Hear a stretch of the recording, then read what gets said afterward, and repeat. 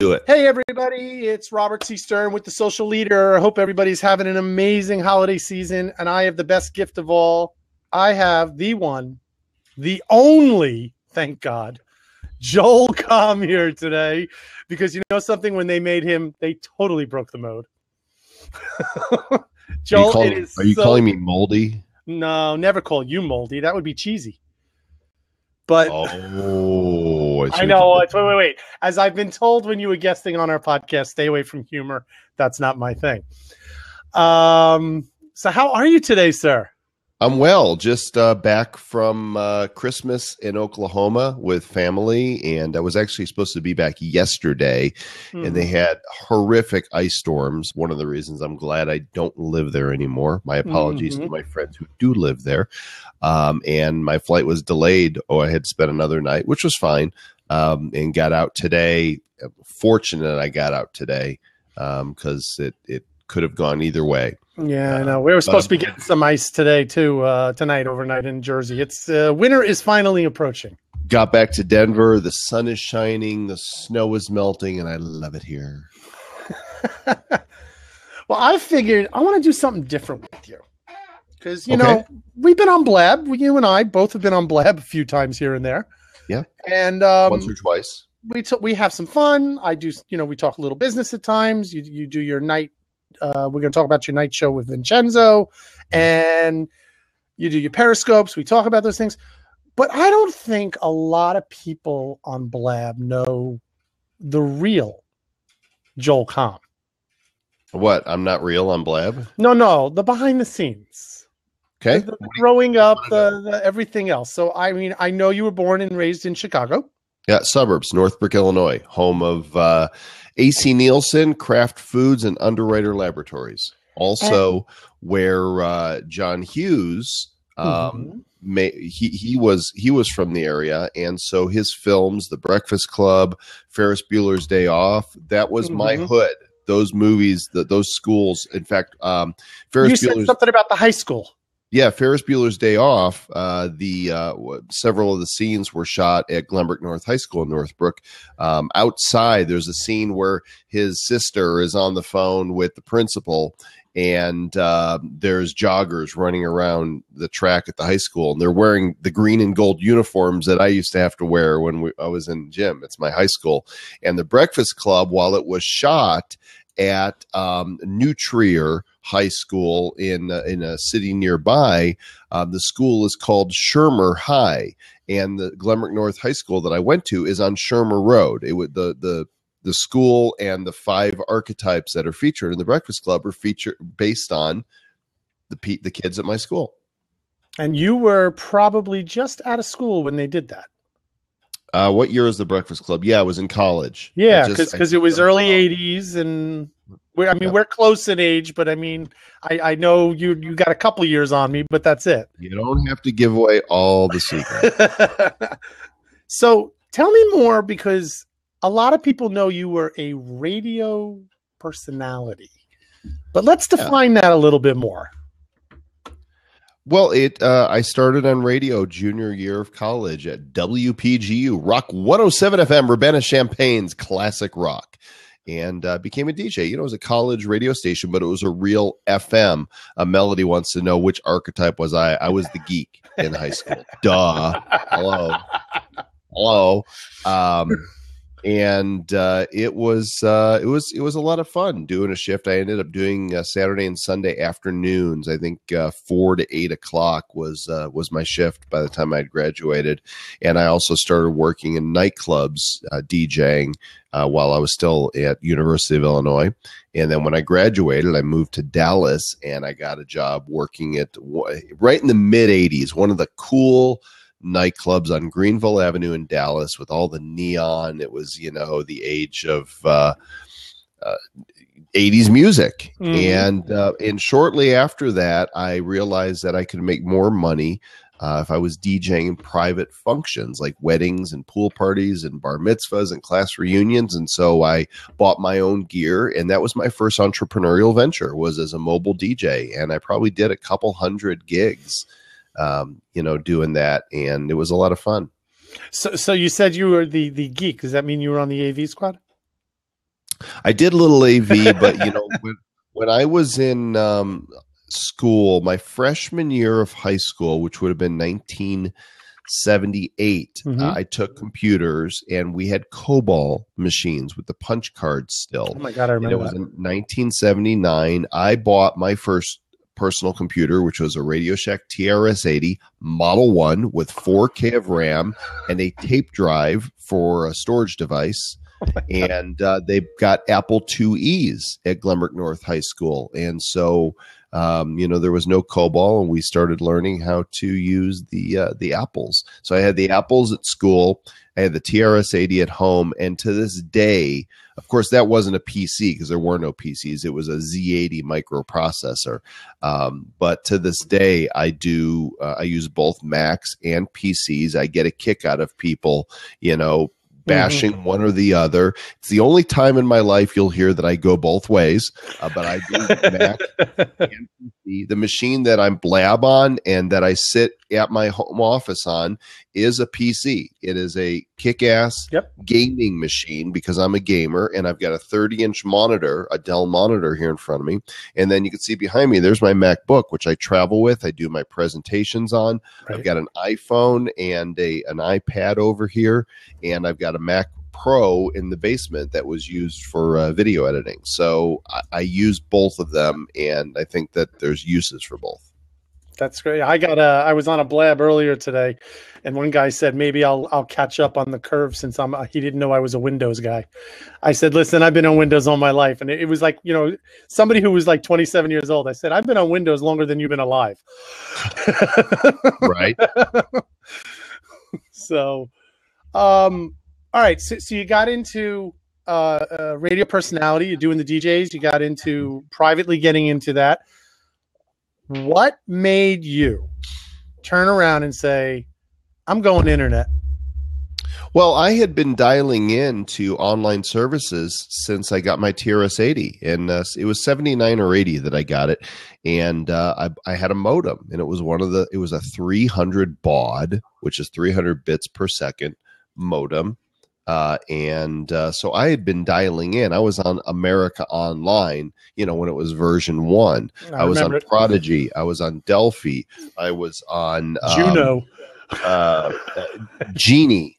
It was GE's online service. Genie. I was on CompuServe. I was on Sierra Online. I had done them all, and I dialed into BBS's bulletin board systems. So I also from 1989 to 95, I did two other things. I learned sales, and I worked. My first successful sales job, was as a guy selling emergency systems to elderly and infirm sick people.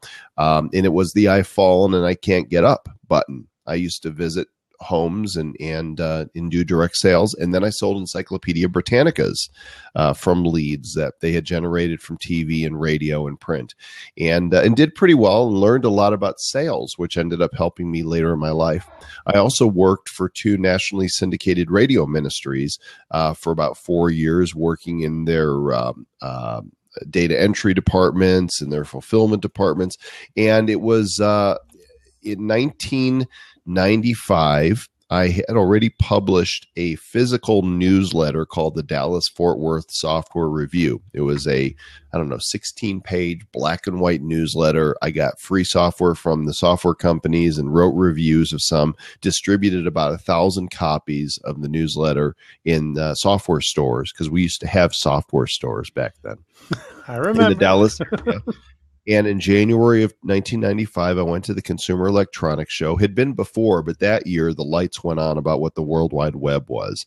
And by July of 1995, I had launched my first website and decided to move into that. And I think I DJ'd my last gig on New Year's Eve, 1995, going into 96. So, but I quit my job and working at the syndicated radio show, and went full time doing this internet thing. And now, what was like some of the things you got more involved with? Was it more product based? Was it more service? The first site, worldvillage.com, was all software reviews, and then we branched out into having some articles. And then we added games, web-based games to the site, and it was all from a like a family-friendly perspective. At that point, I had my son would have been about 3, and my daughter hadn't been born yet. She would be born later that year, and I just wanted to produce quality content that the family could enjoy, and so that's how I got started. That's great, because I mean you've come a long way since then. I mean, you started out, like you said, with the bulletin boards and the internet stuff, and now it's Twitter power, it's speaking. I mean, did you ever see yourself in high school? Looking back now, could you see yourself doing what you're doing now on stage, in some sense, in front of thousands of people talking? No, I had no idea, no desire. I just knew I wanted to play. And that's what I do. I get to play. I get to have a lot of fun doing what I do. Yeah, because it's amazing how it alternates. We look back at high school, what we were thinking we were going to be. And I didn't know what I was going to be. I knew what I liked doing. I knew what I enjoyed. And I played with the things that were interesting to me. And that's still what I do today. Blab comes along and I go, well, I could choose to do a lot of different things, but I like this. This is a good fit for me as a broadcaster and a communicator. And so I play with it and I leverage it as best I can. Now, what did you go to school for again over at Illinois? Speech communications. But, really, I don't know why I was there. I was there because my dad wanted me to go to college. I knew I wanted to get away from home. And frankly, I was a different person, when I was a kid, for all intents and purposes, and pretty much partied my way through college. And so I picked a liberal arts specialty that seemed like it would be easy. But here's what's really funny, Robert, is, my speech classes, I didn't really care for it all that much. And I used to be terrified to speak in front of an audience. Terrified, like horrified. I would lose sleep the night before that I would have to stand in front of a class of 10 or 12 people with note cards in my hand.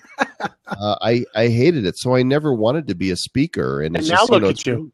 It's ironic that turns out that's the gift that God gave me, is the ability to get up in front of an audience and share and communicate. And so I belong either on stage, in front of a camera, in front of a microphone, or with a Word document open in front of me, because that's what I do best.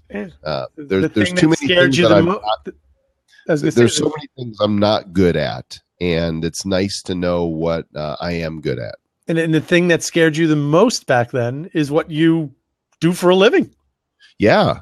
And it took me years to, it turned out once I was called to present, which was actually 10 years ago last month. I just celebrated the 10-year anniversary of myself as a public speaker, 20 years online business, but 10 years as a professional speaker. And I can't even count how many presentations I've given and how many keynotes and places I've been.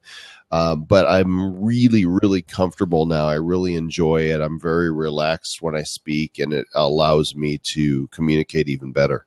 Can you remember what was your speech and what was the first place you were at 10 years ago? Yeah, I can. Absolutely. I was in Charlotte, North Carolina. It was in November of 2005. And a gentleman named Robert Putty, British chap, invited me, him and Richard Taylor. Richard pops in here from time to time, I think. We're putting on an event called Focus for the Future. And it was a small internet marketing event in Charlotte. And it's where I met some internet marketing peers that I'm still friends with today. Mike Filsame, Craig Perrine, Gary Ambrose. And there was 27 people in the audience, not counting the speakers.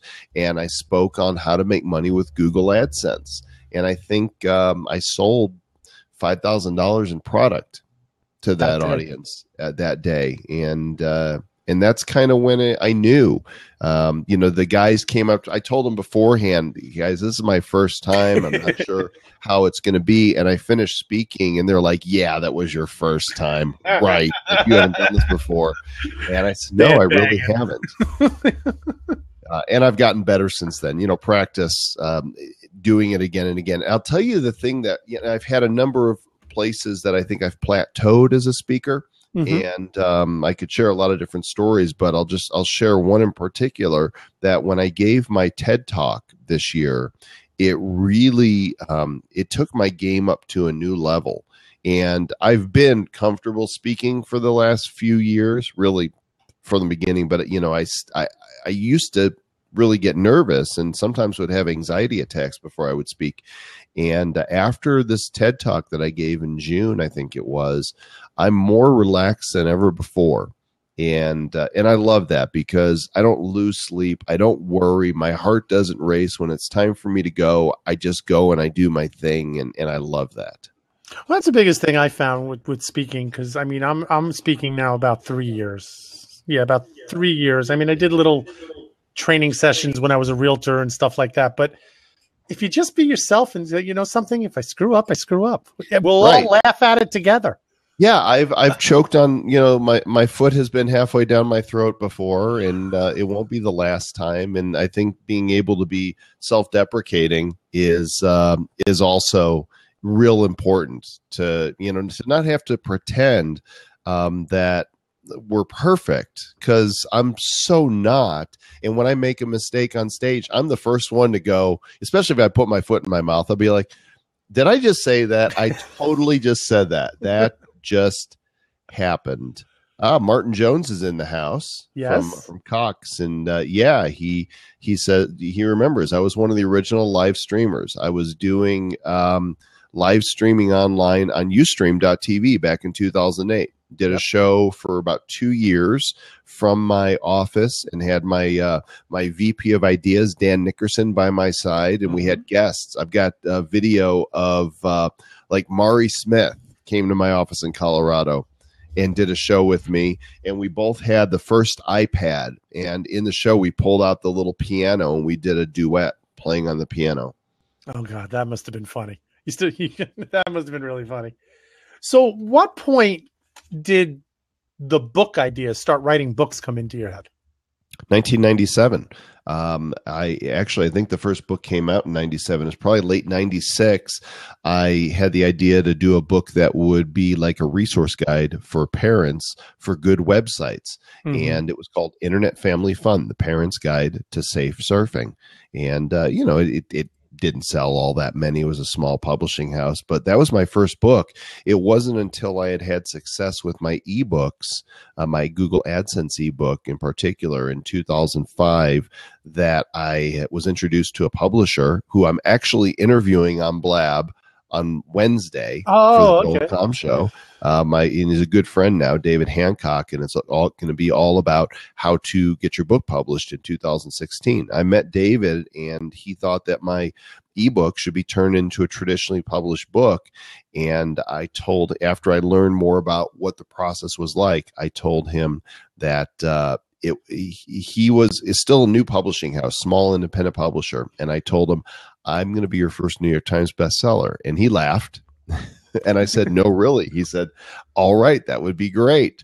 And I was. And since that time, he's had a number of very successful books. They publish close to 200 books a year. And I got the book bug. I've now done over 40 ebooks and special reports, but I've done 12 physically published books, and there should be 2 more before 2016 is over. Well, I mean, obviously everybody knows you from Twitter Power. Do they? I mean, some people know me from that. Well, it's a big book, and it's been obviously brought into many different languages. Yeah, as we saw this afternoon on your Periscope too. The Chinese, the Japanese, the other E's that you couldn't figure out. Yeah. Some people know me from the AdSense code. Some people know me from the app that I did. Others know me from the reality show that I created. And there's some people that know me from way back, from worldvillage.com, the first site I made, or from Yahoo Games. And that's what's fun for me, is playing in so many different sandboxes. It keeps it exciting to be able to keep trying new things. Oh yeah. Well, I mean, you were very kind enough to send me the book the other week. the new one that you got going out now, and I love it. The mensch on the oh no, not the mensch on the bench. The mensch on the bench. Awesome. I had to. I'm sorry, I had to. I snorted. Social poetry, which I'm going to tell you something. I love this because thank you. I see, being in the social media space and understanding what a meme is. I still, I too a year and a half ago were calling it a meme. I know others that still do. But what made you think to take all these things from the past and turn it into a book? Because that's a brilliant idea. A really great question. For those who don't know, I'm sure if you follow me at all, you see that I create photo quotes. They're in instead of other people's quotes, it's usually the things that I think of and want to say, because the other people's quotes have been shared again and again and again. So I take some pictures of myself and put these quotes up. And I was speaking at Ken MacArthur's JV Alert Live event, and I believe it was here in Denver in 2014. And I had been traveling a whole bunch and didn't know what I was going to speak on. It was a group of about, 30, 40 people, small, intimate group of marketers.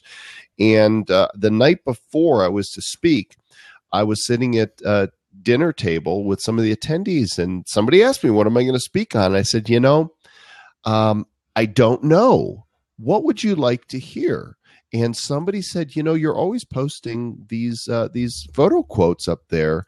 It would be cool to tell the story behind some of them. And I was like, that is brilliant. I love that. So that night I threw together a presentation with about 40 different photo quotes. They were either educational, inspirational, or entertaining. And I created a presentation, and they came up, and I kind of told the story behind them. What did this mean? Where did this quote come from? And people loved it. They just really responded to it. And afterwards, somebody said, that's social poetry. It might have been Mike Koenigs. I'm trying to remember who to give credit to, but one of my friends, they usually always, come up with the best stuff, and then I run with it, said it's social poetry. And I thought I could. So then I learned about CreateSpace. The books I had done previously were all traditionally published. I've used 3 different publishing houses. But becoming aware of CreateSpace, I thought, I want to self-publish a book just to have the experience. And so I went to createspace.com, which is Amazon's self-publishing site, and I created this book. It's not the most beautiful of my books. It's a smaller book. The layout could be more professional. But I did this all myself. And I love it. I had somebody design the cover for me, but I laid it out. I wrote all the copy for it. I proofed it. I printed it.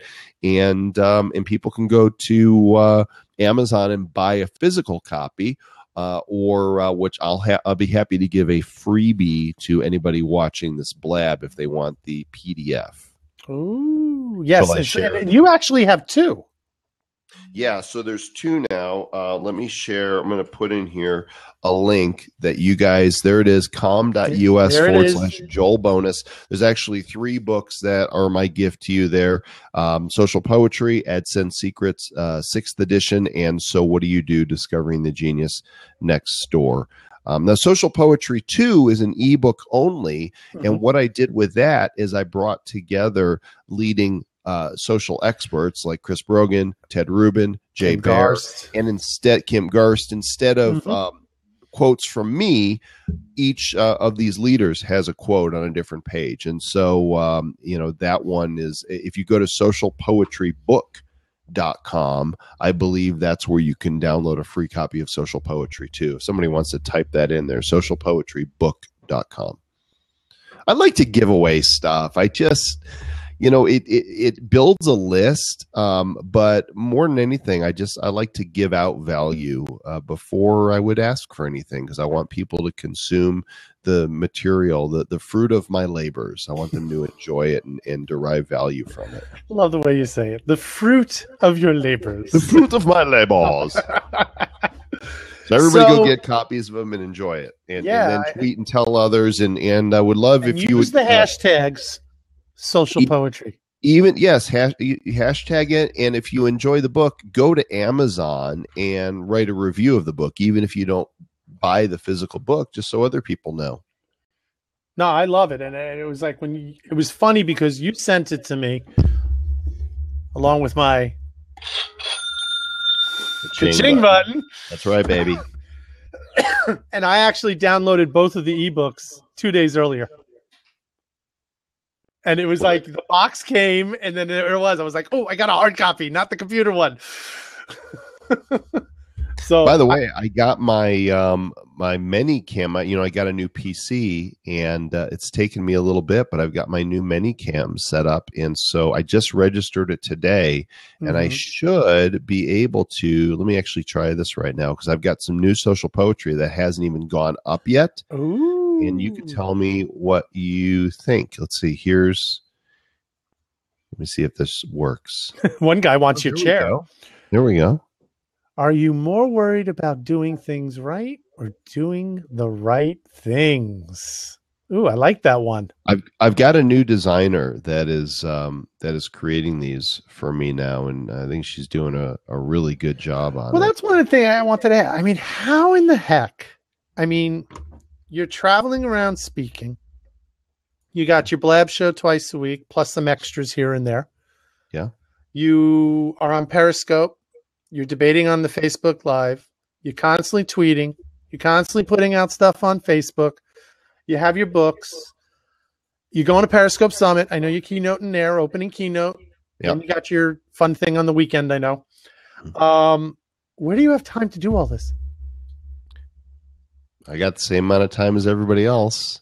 And what's really your mindset that's able to get, because so many people have, and you probably have spoken about this on some of your, maybe a TED Talk or one of your things. They get so confined in their head that it's too much. I can't handle it. I think you would be shocked and stunned to see how little I actually work. You would.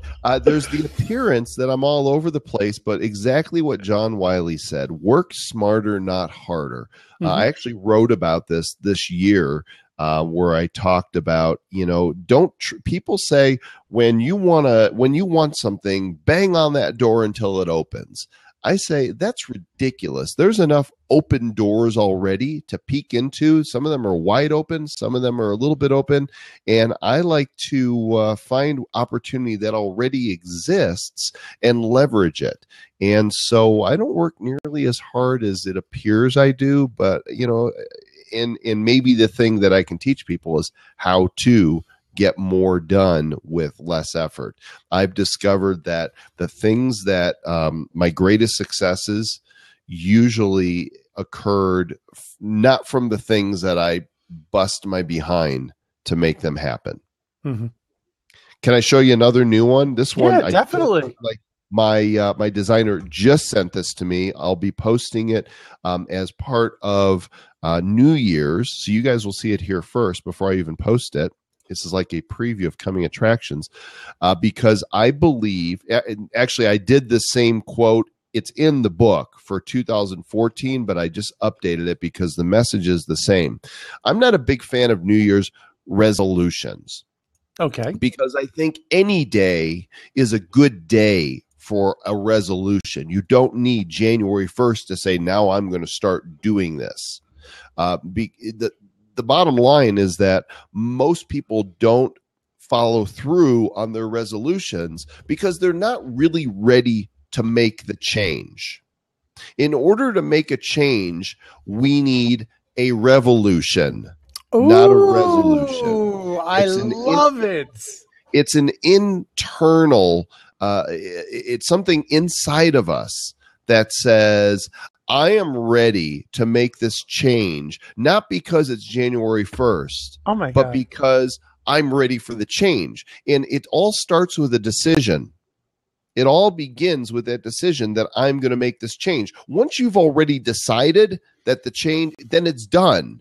You're not going to have to work hard to watch what you eat when you've already decided. It's when you're going to try to eat better or try to exercise. Yoda said, there is no try, only do. and he nailed it. The little Muppet nailed it. That little face in the corner, it kind of had a sternish look. A Robert Sternish look. Yeah, I'm kind of like, I'm all up in your business here. I'm like, screw this resolution stuff. Let's have a personal revolution. All right, guys, you heard this one first. It's not up yet. This one's going up soon. Brand new, coming to a social media site near you. Buy tickets now. So I want to ask, what is 2016 Joel Comm going to be about? Because, I mean, we've discussed privately some stuff, but I don't, whatever you want to talk about, what do you see for you for 2016? Well, what am I all about? I'm all about that bass, about that bass. So I actually did a top 5 scope a couple weeks ago, talking about the projects that I've got lined up for 2016. And by no means is it exclusive or engraved in stone, but they include high level consulting and mastermind. I've got clients that are already successful, that have the budget to afford my time. I'm not cheap, but I'm really good at what I do because I've been doing this for a long time. And somebody once told me it's not bragging if you can do it. So I don't mean, those who know me know I don't have a big ego. Other people think more of me than I think of myself, but I am good at what I do. So there's that. I've got 2 books in the works, neither of which I'm prepared to talk about as That's of fine. yet. I've got influencer campaigns that I'm going to be working on.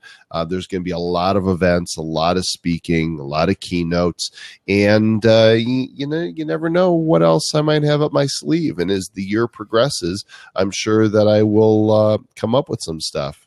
Now, one of the things I know you because you've been emailing out about it, the mastermind.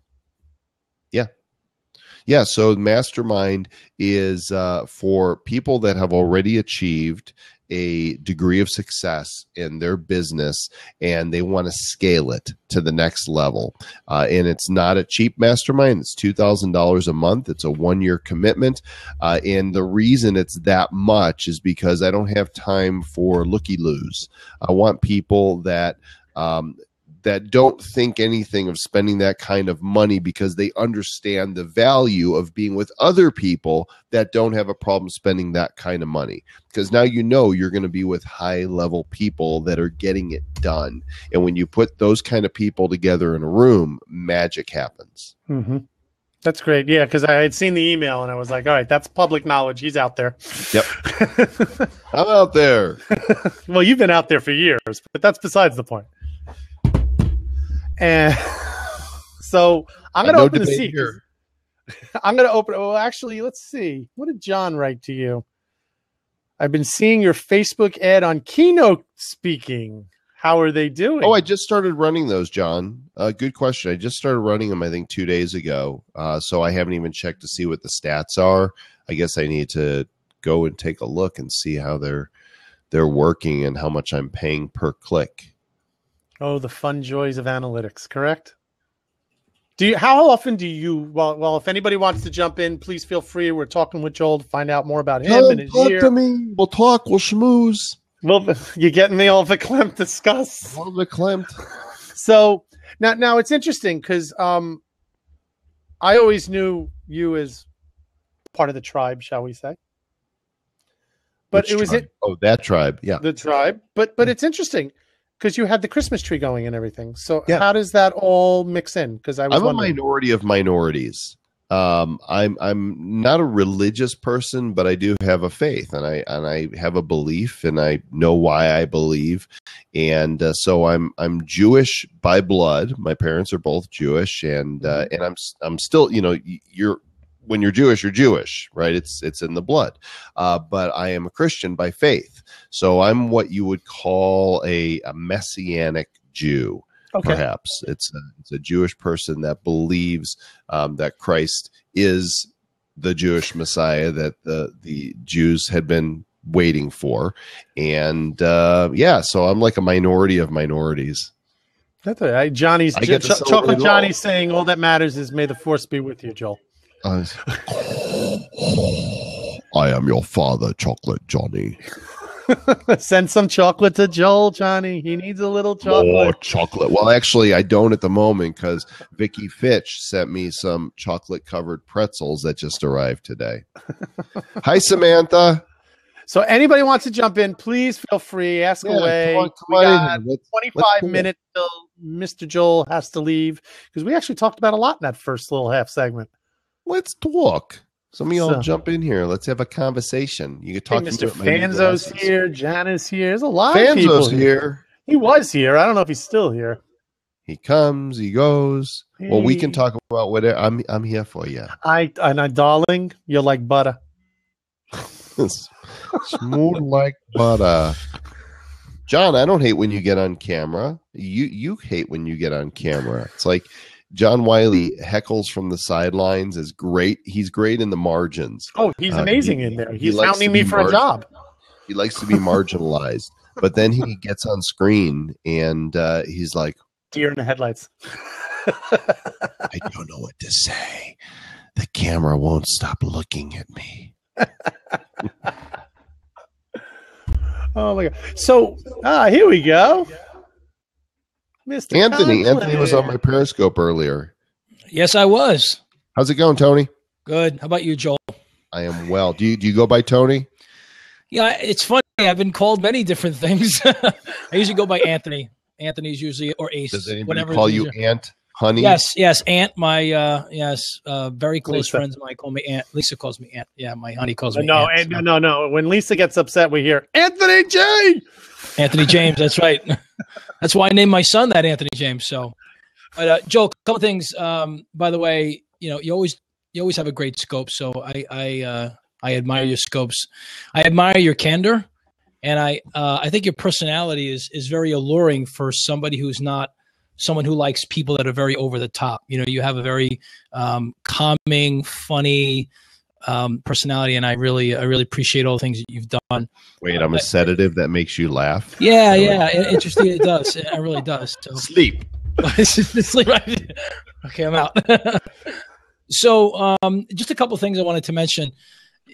Coming from the DJ space, it's interesting. We have parallel stuff, and it's funny. I said this in Brian Fanzo's interview as well, because we all come from that DJ world. I came from the mobile side of the space, and I see that you made the transition years ago, and congratulations for that transition. I'm actually going through that transition now. So, but my two really important questions about transitioning from being sort of the radio DJ and then leaping and going in. What was that defining moment that said, okay, I'm ready now? Because usually it happens. It's like you wake up and it happens. The reason why I asked let me preface the question by saying I've heard interviewers ask the question this way. They say, what was your aha moment? What was your jumping moment? And then they usually say the decision happens in a second, but it took you 3 years to figure it out. So I want to hear a little bit more about that. That's my first question. Well, being a radio DJ, I was only that for a couple of years because it was actually really boring on radio. You think it's going to be all romantic, and you're going to spin tunes, and what it comes down to is a playlist that they give you and the weather, and it's like I'm bored. But doing DJing in nightclubs was a lot of fun, and then the money was in the mobile stuff. It's even more so in mobile today, but making $300, $400, $500 for a gig was great because I was supporting a young family. Sure. But I also was getting tired of it after a couple of gigs. We're getting some weird noises. Is it me Samantha or something? typing? Oh, Samantha, stop typing. Stop with the typing, you.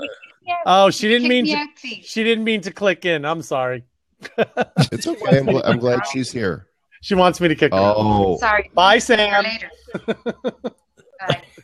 Fanzo just took a shot at me about filing for AARP. Dude, you should look as young as me when you're my age. So let's talk about it when you're 51, dude. I'm gonna pay. You pissed Joel. him off. He's I'm gonna coming pay in. Joel for some great.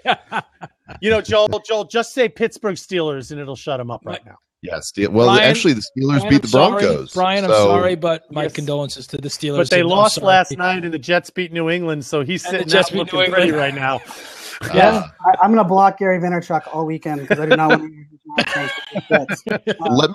Let me finish up this thought, and then I want to talk to Fanzo too. So for me, I was getting tired of DJing, and I was very interested in the whole online world. And I do have bright shiny object syndrome. I confess, and I don't mind. I enjoy variety and trying new things. And this is the year of live streaming became a thing for us, and I see that persisting into 2016, just like Fanzo and yourself, Robert, and others. We're going to be talking a lot about live streaming. We're going to be doing a lot of speaking engagements, talking about it, and where it goes from there, I don't know, but I'm open to what other new things come along that catch my eye. I never look for new technology just as a way to make money. It's got to captivate me and be interesting. And I think, Anthony, for me, that's what the thing was to move and do this thing. It was like, I want to play with computers, right, and I want to do this internet thing. Right. So that moving to the next level. And thank you for that. And my final question is, everybody gets into a rut, Joel. Everybody has their down moment. Everybody has their challenging moment. So what do you do when you get into that, oh my gosh, I lost my creativity today. I'm not really sure if this is where I want to be. What do you do when you hit that wall? I actually hit it before Christmas. I took stock in looking at what I'm doing, and I'm asking myself, what am I doing? What is my what? Where is my why? What's your why, right? In this, what I'm doing. Where's the business? And for so many years, I had a business and I had a team, and now I took a sabbatical. I let go of everybody, and for the last 2.5 years, I've really just kind of been dabbling and playing. And I don't feel like I've been working that hard, and yet people still look at me and go, "How did you not working hard? You did 4 books." If that's what not working hard looks like, and you're everywhere and traveling. But for me, it's just the natural flow of life. And what I decided is lifestyle entrepreneurism is way more important to me than the bottom line. I've made millions, I've lost millions, I've seen, I know how to make money, but I'm not focused on that. I want to make sure that I'm doing what I enjoy doing, that I'm bringing value, and I trust the process, that everything's going to work out. And I think the older you get and the more you see things work out, the more you can trust that this is how it works. Yeah. At 52, I'm figuring that out now, just so you know. I'm figuring it out now. Anthony, wait, before you leave, because I'm going to ask a question, and it's a follow-up on what you just did. And Brian's going to get to answer it also, because it's kind of a discussion you and I have had a couple of times. How often, Joel, Brian, you too, and Brian, I know you've been through this year too, do you relook at your why? Yeah. Throughout a year? How often do you keep relooking at that? Because in my personal view, every day things are shifting, especially in social media. I mean, you never know what's going to, every day, and by the way, Brian, my birthday present or Hanukkah present or Christmas present came tonight. I have Facebook Live. I finally got it. He had to mention it because he knows I've been waiting for it. But how many times do you shift that why in your head and on paper and everything else, Joel? It's a good question. I guess I don't get as introspective on my why as if I'm interested in what I'm doing and if I'm making a difference. And I probably, honestly, I won't should on myself, but I could spend more time being deliberate and intentional. And but then it starts feeling like work to me. Well, let me be I was getting on because I wanted to get my perspective on kind of just Joel Comm's success piece from my view, right? So like, I think of, like when I was crashing into the scene that is where Joel is currently playing, I attempted I've talked about all the time. I went after people that influence the influencers. So I couldn't get on a Joel Comm's radar. So I figured out who the hell does he retweet? Who the hell does he engage with? And I started to kind of understand those people. But one thing that I've kind of learned over the last like 2.5 years is there's a lot of people that can get in on something early and embrace the FOMO. but there's a lot of people that become, I guess, like complacent at that. And then what they're really only good at is sticking their flag in the ground in a place that no one else knew existed or there was a good flag. But by the time anybody else comes, you can't add any more value, or they just ride it out and become a staple of a book they wrote 9 years ago. And I think one of the things that for me, what I've learned from Joel, and it's something that maybe I even haven't told Joel recently, but one of the things that I've learned, part of what what Joel's talking about there is that like he can go and like pivot and do the FOMO thing, not because I think of him chasing shiny objects, but I think of him more of understanding where it all fits in the greater scheme of things. And I think that's something we could all kind of learn from, because I think what you're asking from on the why, I mean, here's my answer. I write my why on using whiteboard marker on my mirror. And the reason that I do that is because I'm not afraid to erase it and start over again, because I don't have to crumble something up. I don't have to delete a file. I literally write my hand like this and change my why, change my goal. I mean, my business model has changed that way. But I also think there's an underlying, one of the lessons that I learned was I thought I was following my purpose and I would discover my passion. And then what I figured out was that my purpose was actually making me very successful, right, but it was never ultimately leading me towards what my passion was, because I was blinded by the success of my purpose, if that makes Brian, it's interesting that, as you even say that, it just reinforces that my why is because it's in my DNA. There's your answer. I took Sally Hogshead's, how we fascinate little test, and I came out. I'm the trendsetter. That's the name that they give the guy who's creative and kind of leads the way into the promised land, into these new arenas. I'm willing to take the risk because it's part of who I am.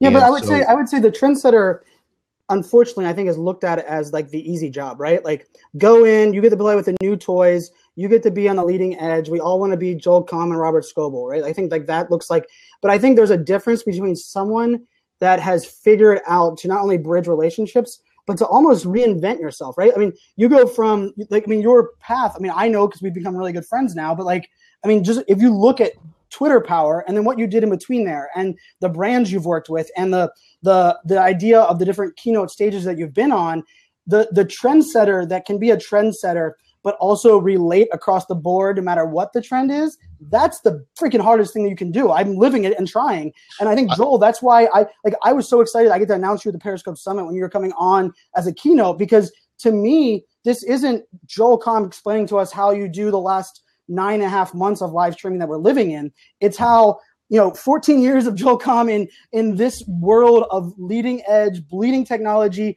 Everybody says it's only marketers doing it. You're wasting your time. Right. What does Joel Comm relate to that? Because you know what? I wasn't here in affiliate marketing. I wasn't here when Twitter started. I wasn't here when, I was probably in diapers when Joel was doing those things. No, just kidding. Oh, there was a dig. But that was last week, right? Yes. But I think ultimately, I think we often look at the people that are the trendsetters as one person. I think, Joel, you even undersell yourself in that side, because the truth is I undersold Joel Comm when I first started working with him, going, what the hell is that guy even doing? Like, he's having fun. He's smiling. He's bringing his own video crew to an event. He gets to interview all the same people I do, but like, he's just killing it. And I'm like, is it because he has Twitter followers? Is he wrote a book? And then for me, it was like that dissection of what value is Joel Comm ultimately providing, but what's Joel's motive? I mean, like, I love, Joel, that you have like the shenanigans aspect, and you there's an element of what you're doing in a life cycle, in a path over the last couple of years that I've got to know you, that, I mean, I've taken notes. I've definitely believed that. He's watching. I am. He's got a file on you, Joel. I think it actually comes to Robert's question on the why element. If your why is defined and determined by short term or only long term, I don't think you could ever be successful in today's day and age, where I think, Joel, you've kind of discovered it like throughout every kind of thing you've done. So that's enough Joel Comm sucking up. But that's, Samantha said, risk taking is scary. And for you it is, but let me tell you what's scary for me, not taking risks. Sure. Where would you be if you didn't? Me. Yeah. Well, but but don't you think, I mean, failure sucks. I mean, let's not freaking sugarcoat Not it. always. But like, you know, like, but I think the reason failure doesn't scare me is because I know and believe I will never settle for it. I know in my heart, no matter how many times I fail, because we can all say that Michael Jordan was cut from his high school basketball team. Oprah Winfrey was told she would never be on TV. Yeah. But I agree with that. But you know what? Like, before I truly failed, and it's happened multiple times, I kind of glorified failure a little bit. And like we all fail. It's a path on the way towards success. Well, failure fucking sucks. And sorry, excuse my French, but like that was English, by the way. English, yes. But I guess my point on that, on what, you know, like my high school yearbook quote was "Go big or go home," and I believe I still live that. I've just changed it a little bit, where I go big with a strategy, and I go home to relearn. Right. And like, so for me, before go big or go home was chase every shiny object, do everything to the max. I mean, I did bungee jumping. I've been to 39 countries. I was in Iraq, Afghanistan, like all that was me going big. But when I look back on it, it was like, well, now I need to be a little more strategic. So when I do fail, it sets me up for a learning opportunity instead of me just failing randomly ad hoc at every damn shiny. Yeah, but Brian, that comes with a lot of things. You know, we can talk about this for hours. But and by the way, thanks for your perspective on that. You know, when I think of the why, I think of that's something I'm born with. It's something that never changes. But it changes shape, it changes direction. But you're still, the end game is still your why. Like your why is this. I think a lot of it has to do with maturity. And, you know, I hate to quote a Gary Vee because we all love Gary, but it's self-awareness. I mean, you got to be aware of who you are and what you are. And when you failure, yeah, it really does suck. Yeah, it does. And I know being in my 50s and Joel tipping 50 and Robert's going to be tipping 50 and you being a millennial, Brian, you know, we're at points in our life like, okay, well, we know that we know that we're good and we know that we're bad. But if you don't take that risk, you know, I say this to my son, you're going to blink, you're going to be 45 and like, holy shit, why didn't I try that? You know, it's that pain of regret. You know, that whole quote of pain, regret. You do it now or you're going to do it later. But you have to do it at some point. If you really want to fulfill that why, you really want to get to that why, you're going to have to take those chances. And those failures are going to hurt for 5 minutes compared to a lifetime. And then you're going to learn from it. Like, Brian, you've been through this. And I know I'm pushing you, Brian, in another way. I want to see you on Cisco's stage. I want to see you on IBM stage. I want to see you on fucking Oracle's stage. I want you to be sitting next to Larry Ellison and telling him what he needs to do. I mean, I'm telling you as a friend, man. I know. And I appreciate it. I took it to heart when you said that the other day, the night on Blab. So I appreciate that. No, but you know what's interesting is that, you know, as much as we look at failure, you know, to learn from it, and Brian's saying he's excited about failure because he does learn from it and he learns what not to do. And now I can shift it and make it better and then I can reach it. But what about all the people that tell you can't do it? And I'm the one who takes that information and go, watch me. I'll find a way to do it. You have to cut them out of your life like a virus. You have to cut them out. But it's not even just cut. It's not even just cut to me. It's feed off it. Yeah. Well, but I've kind of come to the resolution now that I'm going to be my biggest cheerleader, and I'm going to surround myself with people that are going to be willing to cheer for my successes. And if you don't, you know, like go pound sand, like get the hell away from me. Like if you can't be happy for my success, why the hell would you expect me to be happy? And like I think that's kind of like this. I mean, it was my rant last night on Periscope. You know, like from the idea why I love the Periscope Summit, because I learned from all these different people and all these different backgrounds. But I think like ultimately one of the things that one of the other things that really opened my mind was this idea that like there's so much work and so many stories and so many people out there that we don't have to think of everybody being a competitor. And I know there are cases that exist, but I also think of it as like, if people I don't want yes people. I want people that are people that are complementary skills, but will look at my success and say, hey, I want to learn along with you, Brian, but I want to celebrate. Because if you surround yourself with people that don't celebrate with you, this is a tough grind. I mean, and I've kind of learned that both the hard way and the good way. I mean, I think I've kind of opened my doors in multiple ways. I mean, what do you think, Joel? Surrounding yourself. You know what's interesting is you're saying that, I'm thinking, who are the people in my sphere? In do I have conflict? Do I have people that are telling me I can't? And I don't. I think that you attract, and I'm not saying law of attraction because but attract is right. But attract's right. You attract people that have similar attitudes, and misery does love company because misery hangs out with itself. People who are miserable hang out with people who are miserable. And I don't hang out with those people because I'm not miserable. I have my difficulties. I have days where I'm depressed. I have days where it just doesn't make sense and I don't know what I'm doing. But by and large, I'm a pretty happy individual, and I like to be around people who are happy. people who I can, lift them up, and people who lift me up. I surround myself with cool people.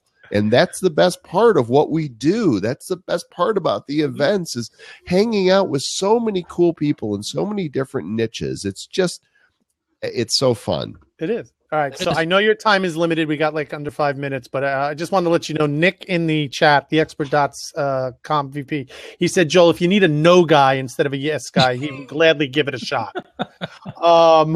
Hey, Joel, by the way, good luck with all the things you're doing. You got a supporter over here. Thank you so much for answering the question. Thanks. I appreciate it, man. And Brian, good seeing you, buddy. Robert, good job, bud. Anthony, I'll talk to you soon. So the one question I really have left for Joel, because I really can't ask Brian, because he screwed up so many times this year.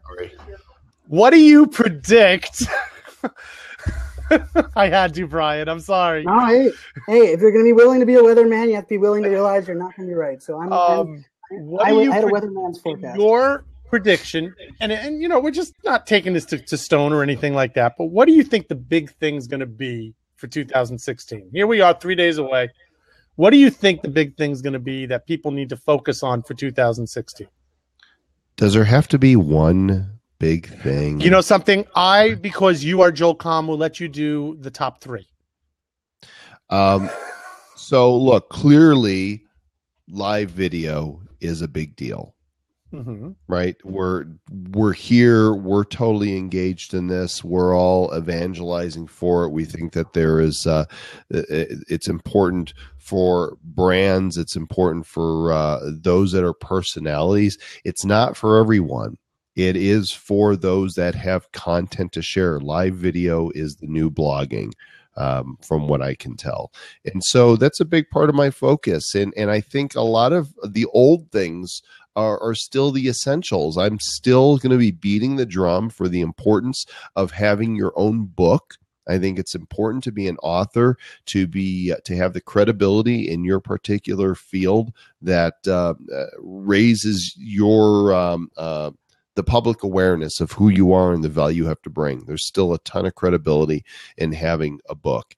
And so I helped a number of people get their books done this year, and I plan on doing more of the same. I might even be doing a book camp in 2016 to help people go along those lines. I think it is the low-hanging fruit of establishing credibility.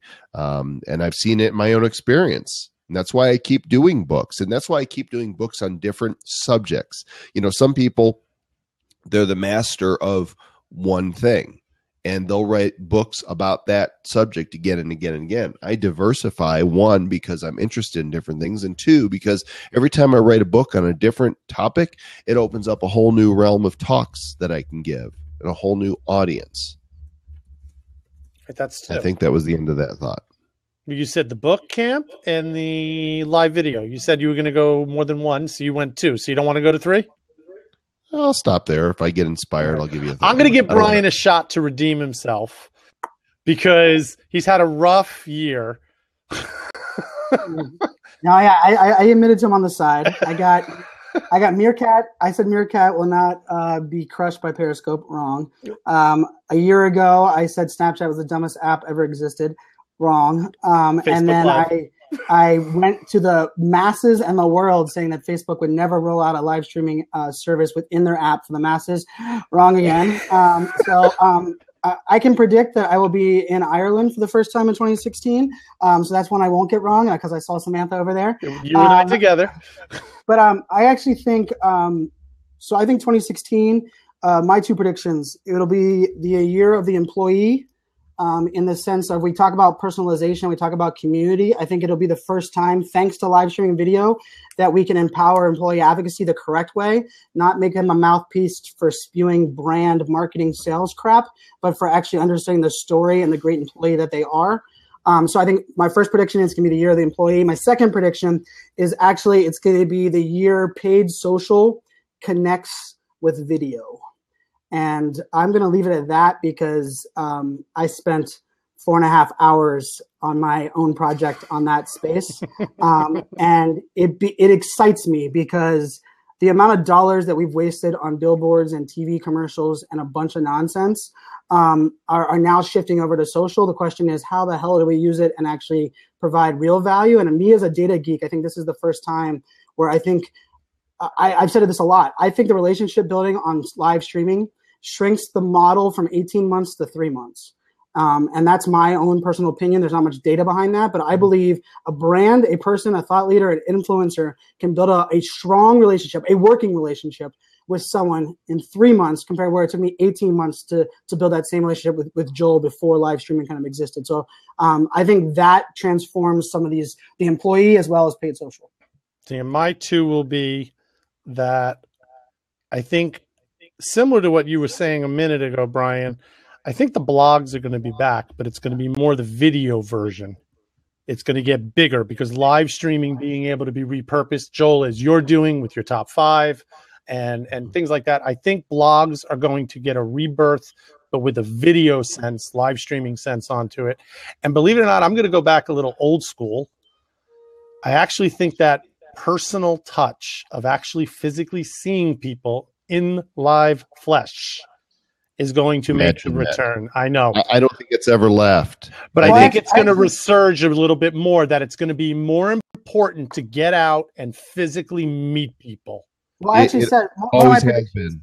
No, I agree. But one of my predictions, like in 2012, was the more increase that we have in work from home and the idea of remote work, the more increase we're going to have on the importance of offline in real life connections. Because I actually think that's the key. Because everyone looks at someone and says, I don't want to work in the office. I want to work when I'm most productive.